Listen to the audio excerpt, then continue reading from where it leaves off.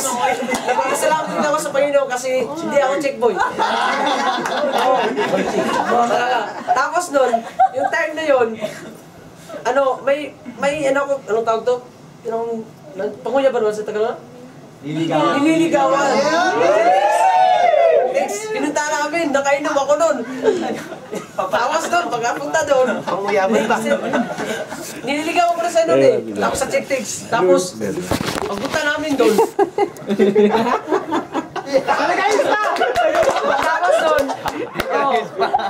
Tapos doon, happy ako doon kasi nakainom. Papunta doon, sabi ko sa inyo, gusto na yung ko. Naku, sinabi niya, hindi pwede. Pero sa akin, naku, nakainom kasi ko parang, sige, wala na. No. Nung umuwi kami, hindi ko alam na yung takbo ko pala, pag uwi na, mabilis. Yung mga motor na nasa unahan ko, ginaganyan ko. Yung pinsan ko sabi, dahan-dahan lang. Pero yung pagbilis ko, parang parang hindi ko na kasi nakainom na rin. Sige. Yung malaki na na mga dump truck, ginaganyan ko na. Tapos, pag ganyan sa akin na ngayon, yung nandun na kami sa Padada, yung malapit na sa ating school ba? Nandun na, gustong sabihin ng aking pinsan na, dandan na tayo, kasi delikado. Kasi bago nun ako madisgrasya, nadisgrasya ako, may motor, walang ilaw sa niya, backlight. Tumigil, malapit kami, munti ka na kami na yung ko, pinsan, munti ka ng mabunggo. Pero nung time pa rin, lakas pa rin ako, tumakbo eh. Palakas pa rin. Mga 90 plus yung takbo na ng motor. Parang kasi eh. Pero hindi ko naisip yung dahil sa girlfriend. Parang ko lang ba? Parang bilis yan.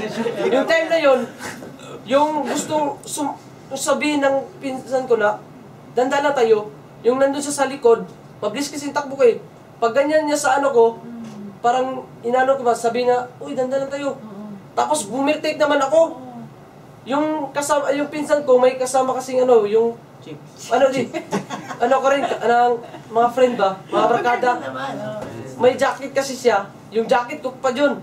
Tapos, sinirado. Tapos, pag ganyan ko, gumanyan sa kamay ko, parang nawalan ako ng control. Pag ganyan ko sa kabilang linya, na hindi ko na talaga na-control, natumba. Grabe, kitang-kita ko talaga yung yung spark ng yung mga steel ng motor.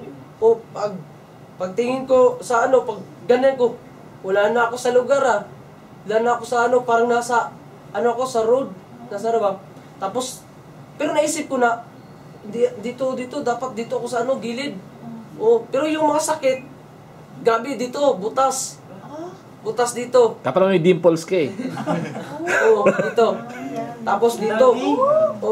Disgrasya yan. Ito. Ito nagbibigay sa akin ng, sa motor.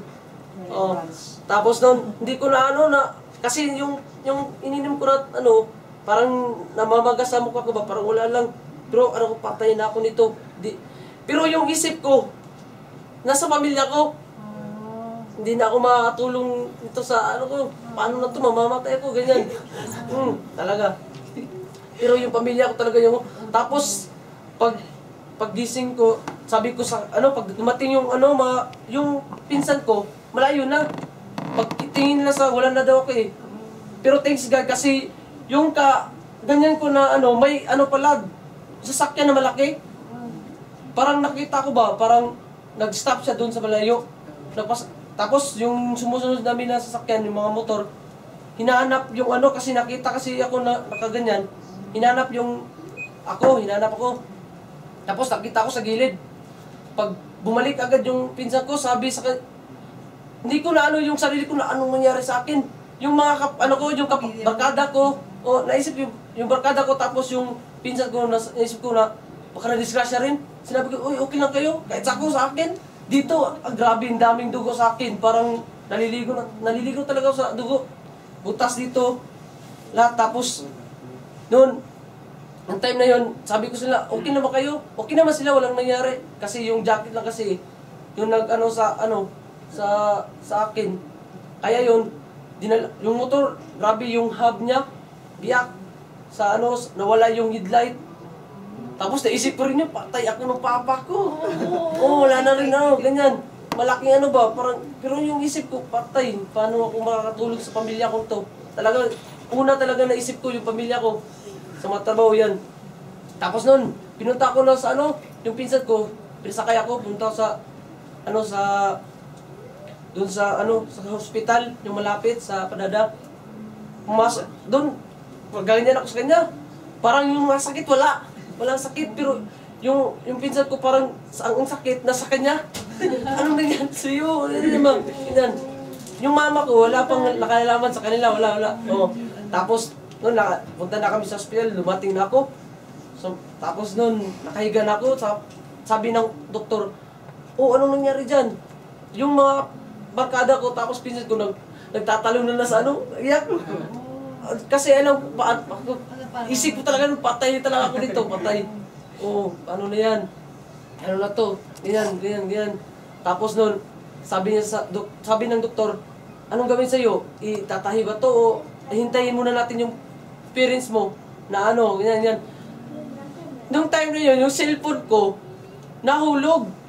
Yun dapat yung, kasi yung cellphone ng pinsan ko, walang number ng mama ko, walang nakakaalam. Sabi niya, oh, yung cellphone mo, naku, wala dito sa akin. Binalikan nun sila, binanggaan. Buti na lang nakita yung, yung cellphone, kaso wala lang battery. Yung SIM, nakalagay pa rin dun. Oh, medyo okay yung Tapos kinuha yung SIM. Yun yung ginamit sa sa pagtawag sa pag-communicate yun. Noon, time na hindi pa dumating yung mama ko. Tinahi na yung dito ko.